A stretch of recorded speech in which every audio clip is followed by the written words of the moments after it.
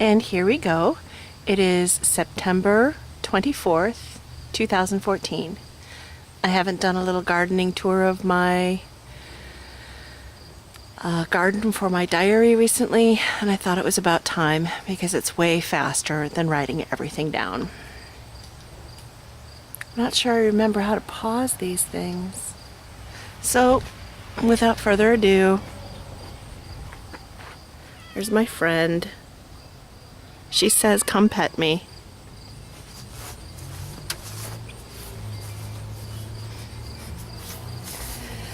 Hollyhocks,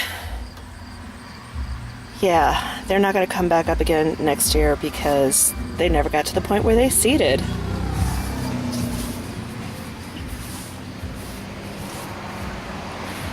Hostas are done. The morning glories, I really enjoyed the way that they came out, and I'm going to have to check for seed soon.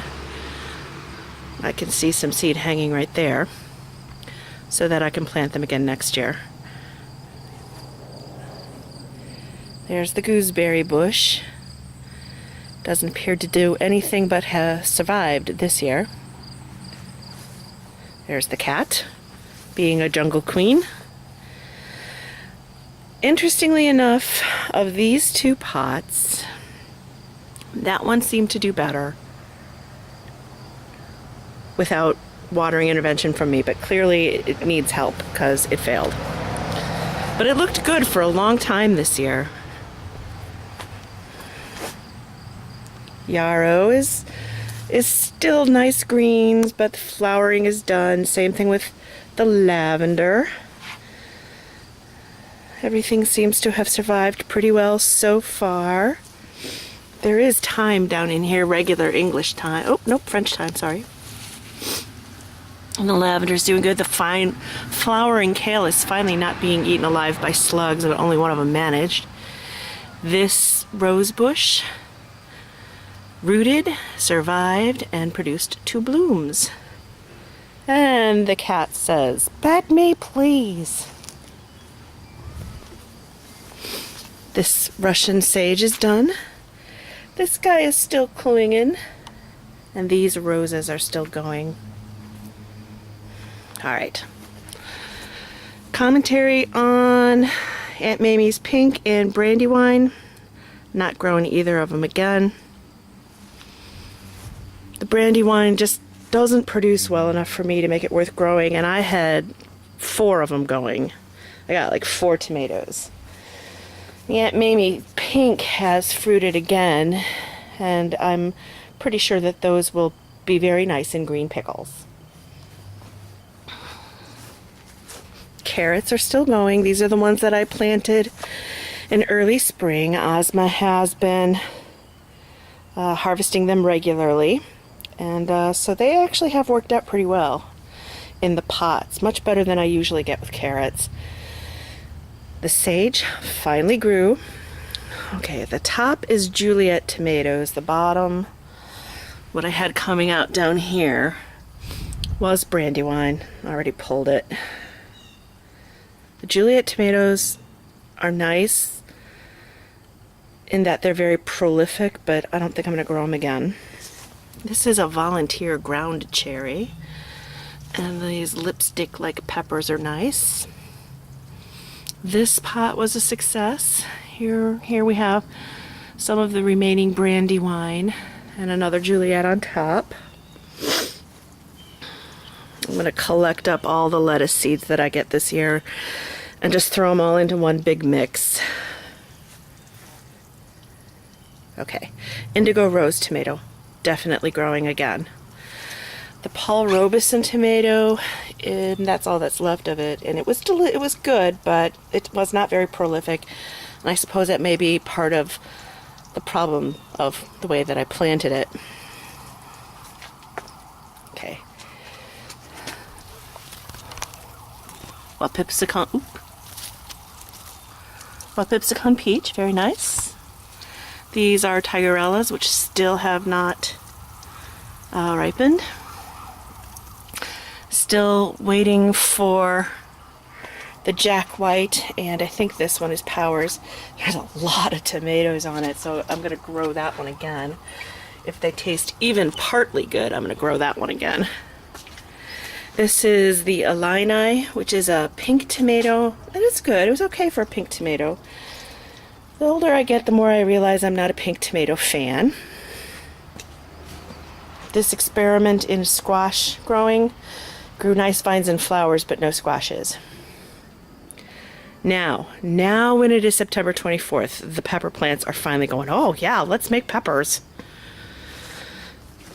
This kind of cut back on the amount of lemon balm that I grew this year. Can't remember what all these are. One of them is a brandy wine, and the other ones, yeah. I left the ticket out. Okay. Next year, this spot is not for tomatoes. This spot is for roots, and we'll see how it goes. These are the red pear. They're very nice. Okay. The Cherokee Trail of Tears beans. Still producing edible green beans, and now in the drying stage for the beans that I missed. Here we go, there's some good ones. See? They're easy to find because they're so purpley. So I've got plenty of seed stock for next year. And I got plenty of beans in the freezer. This is the collard that I got from Cherry Gal. Look how big this one got. It's very different from the collard that I was growing earlier. The collard seeds that I was using until the package was used up. Fish pepper. This is the German Gold, or the old German tomatoes rather. Finally starting to ripen. Aren't they pretty? They're so pretty. That's the last of the black creme. Another one of the favorites. Okra, one of the things I love. I'm letting these pods go to seed. These are also old German. Those are the only tomatoes that this vine has produced, and they're clearly huge. Those are wonderberries. They're wild. Lettuce. I'm just going to let it reseed for next year. Dinosaur kale doing well. Turkey craw beans near the end of their run. I like the taste of this one as a green bean better. I haven't experienced the dry beans yet. The Collier cucumber has passed on, but they were good.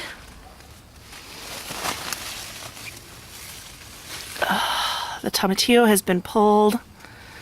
Alright, this is the Cove Trashunda. I think that's how it's pronounced, kale, which I like a lot and will grow again. Ground cherries, which Michael loves. Growing more of those next year, but they get their own pot.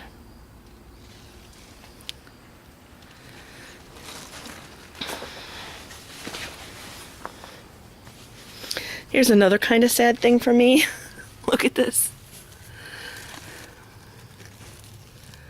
More females. And here, another female. It's an acorn. Looks like there's really not enough time for them to get to ripe. They're finally now starting to grow. Okay, this is broccoli, as is this. But this is the Romanesco, and all of them, I never got a head off of them. The leaves are okay, so it's not a waste, but this is a mutant squash. Again, we have got the whole finally starting to bear some fruit at the end of the summer issue going on. A couple of bad ones, another one that I'd probably eat that one the way it is. It's really not going to get to ripe. Oh, here we go. Not really sure what kind of melon this is, but it's trying. If I get a little something, it'll be fine. Oh, I really love those beans. I really love beans. And kale. It's what I seem to be able to grow well. Okay. The borage. Completely taking over this pat. Now we'll let it continue to do so, because it makes an excellent drink. Excellent cucumber flavored drink. We do have some tomatoes that managed to produce some fruit over here. I can't remember what I have over here anymore. I didn't do a good job of marking it. Another squash vine, which is trying desperately to produce its last fruits. The perilla, which I pray will be perennial, or that I can figure out how to keep it growing through the winter in the house, because this is an awesome herb, and you only need this much plant. Okay, this half of the bed has clearly not been closed down, but this half has. We'll get the rest of it next year.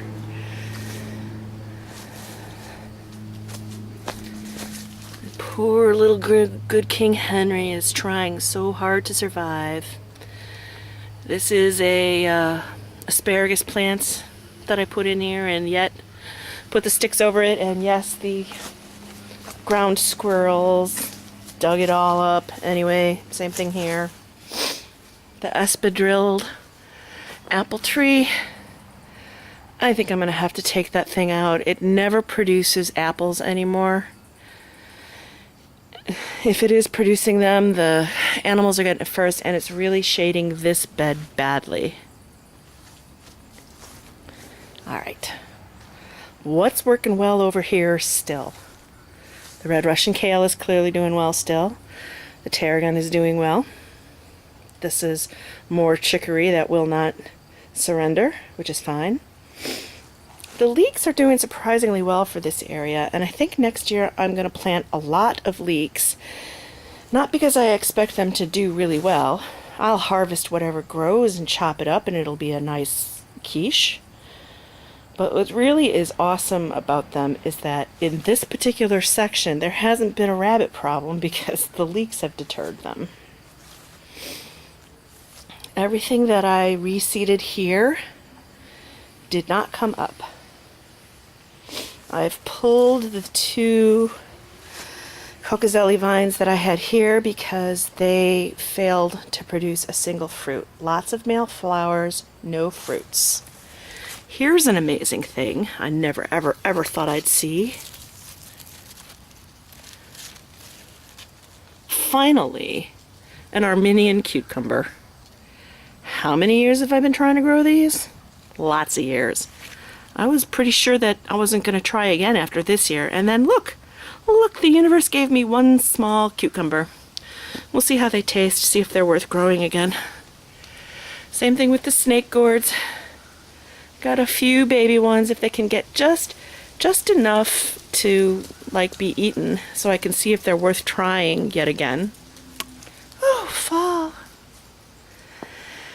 Here is the awesome mass that is the scarlet runner beans.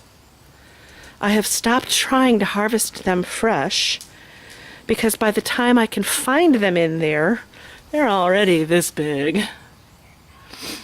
So I'm waiting for them to try them as a dry. If I get lucky enough to find some like this plumped up enough to try them as a fresh bean, I will, but not yet. There's my little bees and wasps at work on one of my favorite fall flowers, which is why even though I suppose this is technically a weed, I never pluck it. Here we have, this is the Rosso Sicilian. Its shape is perfect for the 16th century herbal, so if I can get at least one of them to ripen and try them, if they're good, even a little good, I'll be growing them again next year. Here we have some tomatoes that are beautiful. Look like they belong in the store. Yeah, I don't know what they are because the tag got lost out of there. I'm sure I still have more seeds, so I'll find out again. These would be the Powers tomatoes, and they also look like store-bought tomatoes.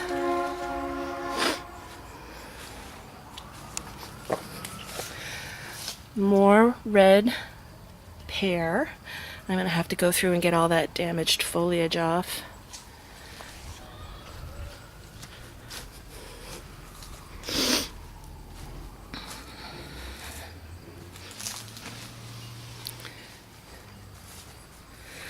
This is another Juliet, and this is a yellow pear, as you can see by the lovely ripe yellow pears. Alright, talk to myself a little bit about this setup. I really like these bags. They do better, these bags appear to do better with growing out the bottom than the other kind, even though they're smaller. So I'll try these again next year.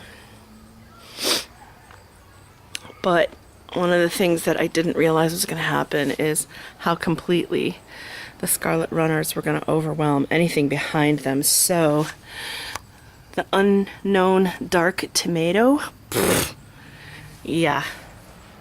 And the Dr. Witch's yellow, yeah. But another comment to go here is that they are good shape for a 16th century herbal, so we'll keep trying. This is what's left of my pumpkins, my perfume of Provence. They made a delicious soup because the slugs ate them, so I had to do what I could with them. And look, my poor little friend is trying again to give me more fruit. All right, and last. The raspberries are nearing their end. I did have a problem with raspberry borer, so I'm going to have to watch for it next year. There are still ripe berries, but there's also ants, and not enough to possibly get some jam. Got them coming up in the middle of the strawberries, and they were also coming up in the middle of the rhubarb, but I already pulled that. These squash are from the squash Gita gave me. Those are rutabagas, and boy, there are no actual roots worth eating in there. More lettuces to get thrown into the mixed lettuce bag. Asparagus is coming up all over the place. I did put more purple asparagus here. I have to do some learning about Jerusalem artichokes, whether it's necessary to let them actually get this big, because that's a little overwhelming. And yeah, so this is my yard, which I love, and it's a little overgrown right now because I have not really felt like attending it to it. I have been making jams and jellies and canning tomatoes and that sort of thing. I'll do some cleaning up today and some harvesting, and hopefully it'll still be good through the rest of what's left of the nice weather. And that's all for today. Say goodbye, kitty.